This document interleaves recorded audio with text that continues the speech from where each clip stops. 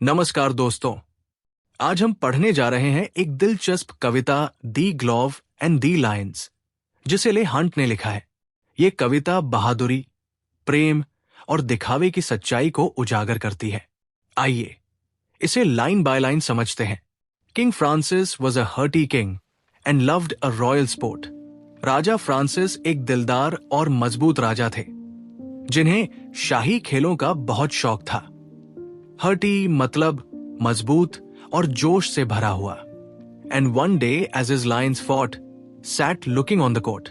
एक दिन जब उनके शेर आपस में लड़ रहे थे, राजा दरबार में बैठकर ये सब देख रहे थे।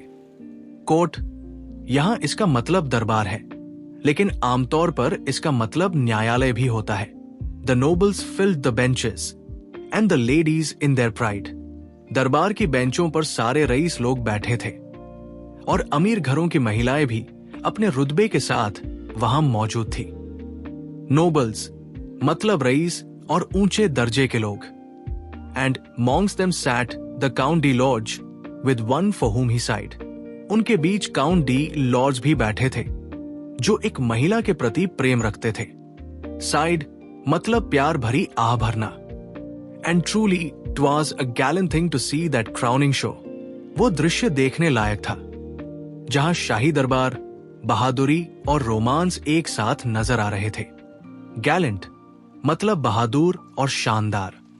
Valour and love and a king above and the royal beasts below. वहां बहादुरी और प्रेम दोनों थे। ऊपर राजा विराजमान थे और नीचे शाही शेर लड़ रहे थे। वैलर मतलब वीरता और हिम्मत। Ramped and roared the lions with horrid laughing jaws. शेर गरज रहे थे और अपने डरावने मुंह से दहाड़ रहे थे। रैम्प्ड मतलब जोश में आकर उग्र तरीके से कूदना। They bit, they glared, gave blows like beams, a wind went with their paws. वे एक दूसरे को काट रहे थे, घूर रहे थे और पंजों से इतनी तेज मार रहे थे कि हवा में झटके महसूस हो रहे थे। ब्लोस लाइक बीम्स मतलब बहुत ताकतवर प्रहार। With wallowing might and stifled roar, they rolled on one another. शेर पूरी ताकत से लड़ रहे थे और एक दूसरे पर लुढ़क रहे थे। उनकी दबी हुई गर्जना गूंज रही थी। Wallowing मतलब लड़ते हुए जमीन पर लुढ़कना। Till all the pit with sand and mane was in a thunderous smother. जब तक पूरी जगह रेत और शेरों की गर्दन के बाल से भर नहीं गई और लड़ाई तेज गर्जना के साथ चलती रही। The bloody foam above the bars came whisking through the air. खून से सना झाग हवा में उड़ रहा था और पिंजरे की सलाखों के ऊपर तक पहुंच रहा था। Said Francis then, Faith, gentlemen, we are better here than there. Raja Francis ने मजाक में कहा कि वे जहां बैठे हैं वहां सुरक्षित है और वहां जाने से बेहतर है। Faith मतलब सच में, indeed. D Lords love o'erheard the king. A beauteous lively dame. Count de large की प्रेमिका, जो एक सुंदर और चतुर महिला थी, उसने राजा की बात सुन ली। With smiling lips and sharp bright eyes, which always seemed the same. वो महिला अपनी चमकदार आंखों और हल्की मुस्कान के साथ बहुत आत्मविश्वासी दिख रही थी। She thought, the count my lover is brave as brave can be.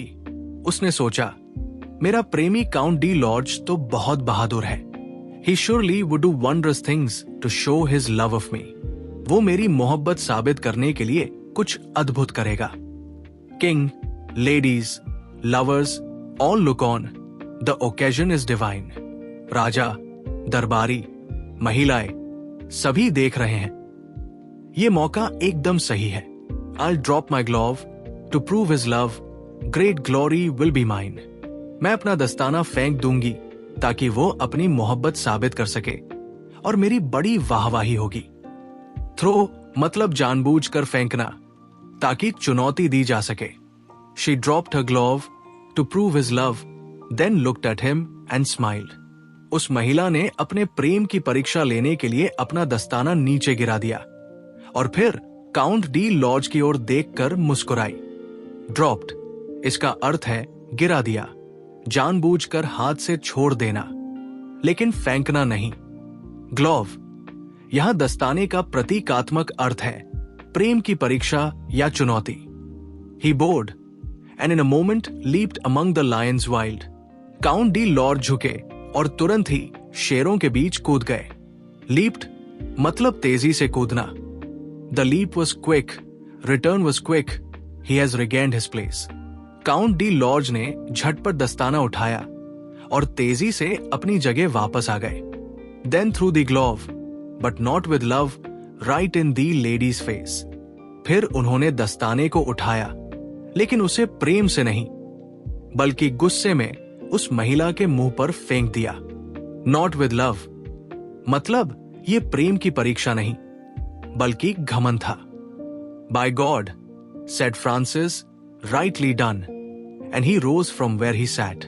Raja Francis ने कहा, भगवान की कसम, सही किया, और अपनी जगह से उठ गए। Rightly done मतलब सही जवाब दिया। No love, quoth he, but vanity sets love a task like that. Raja Francis ने कहा कि सच्चा प्रेम किसी परीक्षा की मांग नहीं करता, ये सिर्फ दिखावा और अहंकार था। Vanity मतलब अहंकार और दिखावा।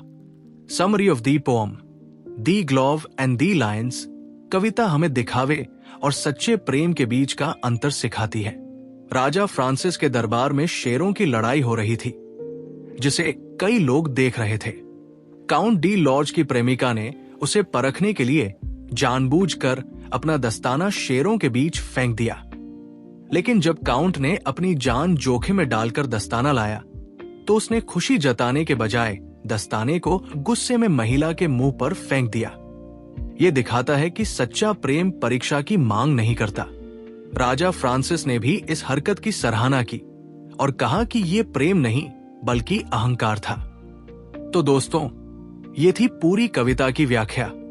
ये कहानी हमें सिखाती है कि सच्चा प्रेम किसी परीक्षा का मोहताज नहीं होता। अगर आपको यह वीडियो पसंद आया हो तो लाइक, शेयर और सब्सक्राइब करना न भूलें। मिलते हैं अगले वीडियो में।